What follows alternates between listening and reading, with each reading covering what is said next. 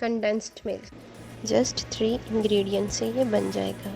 Hello everyone, अस्सलाम वालेकुम, welcome back to my channel. क्या हाल है आपके? आई होप आप सब ठीक होंगे। आज मैं आपके साथ शेयर करने जा रही हूँ छोटी सी कंडेंस्ड मिल्क की रेसिपी। कंडेंस्ड मिल्क हम बहुत आसानी से घर पर बना सकते हैं। 3 कप दूध की डाल रही हूँ। जैसे कि हम इसे केक में भी यूज़ कर सकते हैं, खीर में भी यूज़ कर सकते हैं, गाजर के हलवे में भी यूज़ कर सकते हैं और फिरनी में भी यूज़ कर सकते हैं। इवन कि हम इसे एक चाय में भी यूज़ कर सकते हैं। दूध को उबाल आ जाए तो फ्लेम को स्लो कर देना है और अब 1 कप चीनी इसमें शामिल कर देंगे। जैसे ही दूध को बॉयल आ जाए फ्लेम को स्लो कर दें। या फिर दूसरा तरीका जो मैं करूँगी, मीडियम हाई फ्लेम पे मुसलसल चम्मच चलाते रहेंगे ताकि दूध नीचे ना लगे।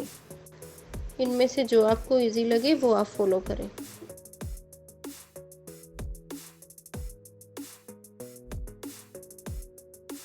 बेकिंग सोडा मैंने 1 पिंच लिया है, इससे बहुत ही क्रीमी टेक्सचर आएगा। इसे कुक होते हुए 20 से 25 मिनट हो चुके हैं और इसको इतना पकाना है कि ये 1.5 कप रह जाए। अगर आप इसे ज़्यादा थिक करेंगे तो इसमें लम्प्स पड़ना शुरू हो जाएंगे। पर बस अब हमें इसे इतना ही थिक करना है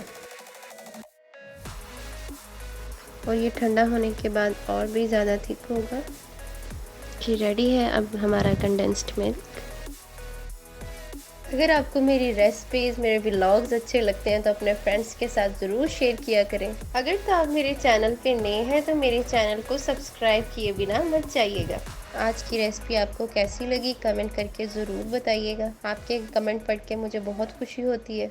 खुश रहें। अल्लाह हाफिज़।